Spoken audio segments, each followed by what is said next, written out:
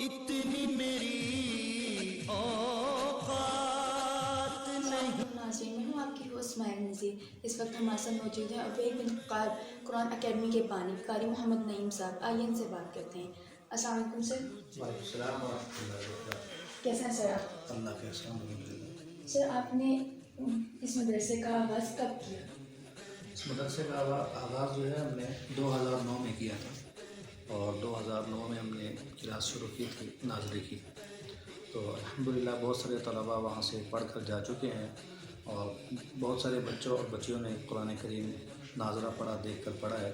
اسی طریقے سے بہت سارے بچے طلباء ایسے ہیں جن کے والدین نے انہیں ہمارے پاس ہی چھوڑا، اور کچھ سپارے بھی ان کو ہم نے اسی وقت کے اندر حفظ کروائے. کسی بچے نے 5 پارے حفظ کیے، کسی نے 3 پارے حفظ کیے، کسی نے 2 کیے. ایسے ہی بہت ساری بچیاں بھی ہیں جن کو ہم نے پارہ 2 کا 1 پارہ 1.5 پارہ وہ حفظ ہم نے الحمدللہ کروایا. اور اس وقت بھی تقریباً ہمارے پاس 50 کے قریب طلباء جو ہے وہ زیر تعلیم ہیں، جو ناظرے کے لیے ہم سے تعلیم حاصل کر رہے ہیں ہمارے ادارے سے.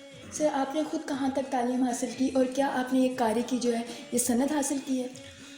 جی الحمدللہ وفاق المدارس العربیہ سے میں نے تعلیم حاصل کی ہے، اور اللہ کا بڑا فضل و کرم اور احسان ہے کہ تقریباً 7 سال جو ہے وہ بہاولپور جامعہ سیدنا اسد بن زرارہ میں تعلیم حاصل کرتا رہا.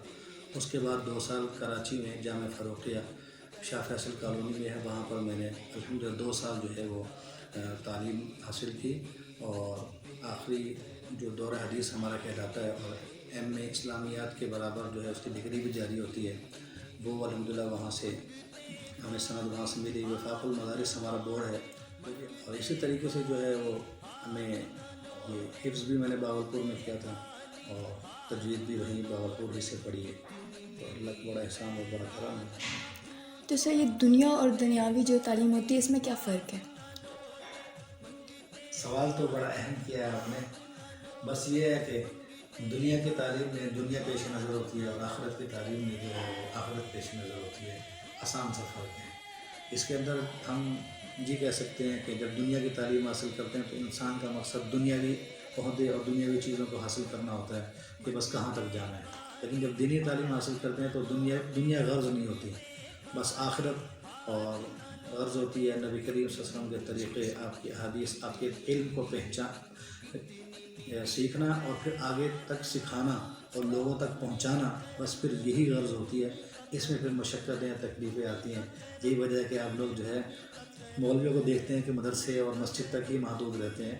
وہ یہی وجہ ہے کہ صرف جو ہے نا یہ ان کی جو غرض ہوتی ہے وہ تقریباً جو ہے جو وہ یہی ہے کہ بس ہم سیکھیں اور لوگوں کو سکھائیں اور لوگوں کو نفع پہنچائیں، چاہے وہ درس و تدریس کے طریقے پر ہو، چاہے وہ درس قرآن کے طریقے پر ہو، چاہے وہ درس حدیث کے طریقے پر ہو، یا پھر مسجدوں میں جا کر کے لوگوں کے درمیان بیانات اور ان کو سمجھانا اور ان کے جو ہے تبلیغ کرنا کسی بھی طریقے پر ہو. وہ پھر ہر ایک کا اپنا طریقہ جو اللہ نے مقدر کیا ہے اسی طریقے پر وہ کام کرتے ہیں. دیکھیں بات یہ ہے اس حوالے سے کہ لوگ تو بہت آتے ہیں، اور جو اللہ نے انسان کے مقدر میں لکھ دیا کہ اس بندے کے ہاتھ میں شفا اس آدمی کے حق میں ہوگی تو وہ ہو جاتی ہے.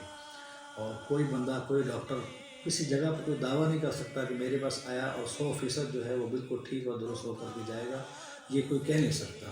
ہاں البتہ آدمی محنت کرتا ہے اور اللہ کا کلام ہے اس یقین کے ساتھ. الحمدللہ بہت سارے لوگ ہیں جو یہاں سے نفع اٹھا کے جا چکے ہیں، اور دور دور سے الحمدللہ لوگ آتے ہیں، رابطہ کرتے ہیں. الحمدللہ ابھی بھی میرا سفر ہے، یہ 6 تاریخ کو میں نے کشمیر جانا ہے، جو کچھ لوگ مجھے بلا رہے ہیں وہاں پر جا کے علاج کے لیے.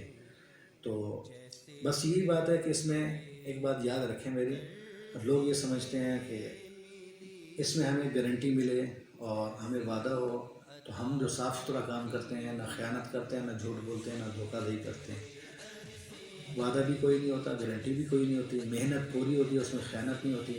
باقی اللہ پاک نے جو ہے وہ انسان کے مقدر میں جو لکھا ہے وہ ہونا ہوتا ہے. کوشش ہوتی ہے کہ اللہ کی طرف سے الحمدللہ لوگوں کو شفا ہوتی ہے.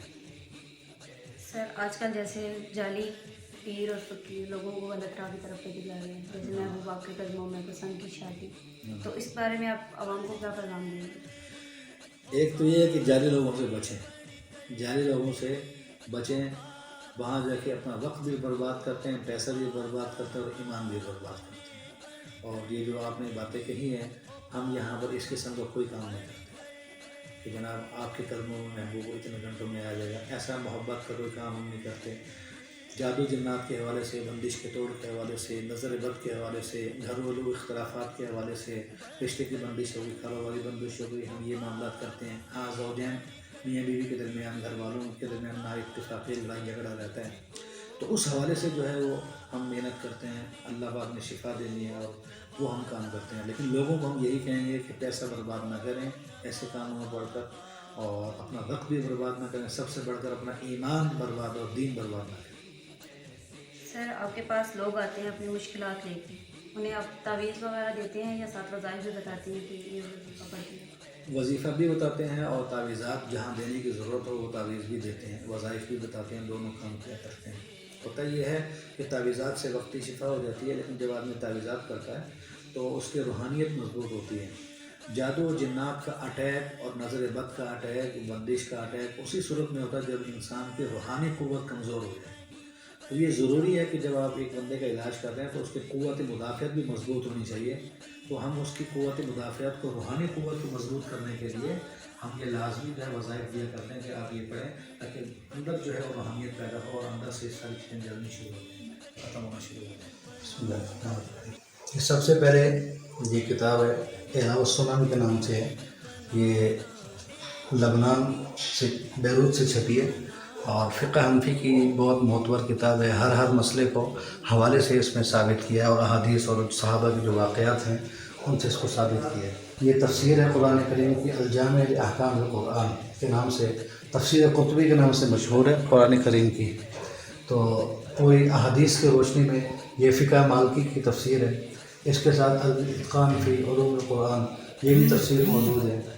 البدایہ والنہایہ، یہ تاریخ کی کتاب ہے حافظ ابن کثیر رحمہ اللہ کی، اور یہ پوری چند جلدوں کے اندر ہمارے استاد شیخ حضرت مولانا سلیم اللہ خان صاحب رحمہ اللہ تعالیٰ، جو وفاق المدارس العربیہ کے صدر بھی تھے، یہ انہوں نے بخاری کی پوری اس کی تشریح کی ہے اور شرح لکھی ہے۔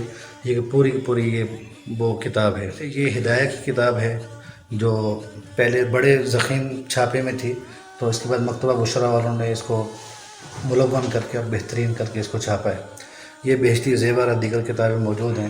یہ رد المختار ہے فتاویٰ کی، بہت شاندار اور نہایت معتبر کتاب ہے، کئی جلدوں۔ یہ جو کتاب ہے احسن الفتاویٰ، اس میں مسائل بیان کیے ہیں، اور ہمارے ضرب مومن اور کے جو بڑے مفتی تھے، مفتی رشید احمد صاحب رحمہ اللہ تعالیٰ دھیانوی، یہ ان کا پورا سیٹ ہے، ان کی پوری کتاب ہے۔ یہ سیرت پر کتاب ہے، 3 جلدوں کے اندر، علامہ شبلی نعمانی رحمہ اللہ کی لکھی ہے، ہندوستان کے 3 جلدوں میں یہ کتاب موجود ہے۔ اور کچھ کتابیں ان کے اندر حضرت مولانا حکیم الامت، حضرت مولانا اشرف علی تھانوی رحمہ اللہ کی لکھی ہوئی ہیں یہ کتابیں تقریباً، اور یہ بھی حضرت ہی کی ہے۔ ابن قیم جوزی رحمہ اللہ کی کتاب الموضوعات الکبریٰ کے نام سے کتاب ہے یہ، اور ایب اللہ علی قاری رحمہ اللہ کی۔ جو احادیث آپ علیہ السلام پر جھوٹ بولے گیا، لوگوں نے کہا کہ یہ حدیث ہے، تو وہ احادیث نہیں تھیں، تو مولا علی قاری رحمہ اللہ نے ان کو اس کتاب میں جمع کر دیا، الموضوعات الکبریٰ کے نام سے جو ہے اس کو چھاپ دیا۔ تعلیم الموارث عربی کے اندر یہ کتاب ہے، وراثت کی جو ہے اس میں پورا علم بیان کیا گیا ہے کہ وراثت میں تقسیم کس طریقے سے ہے۔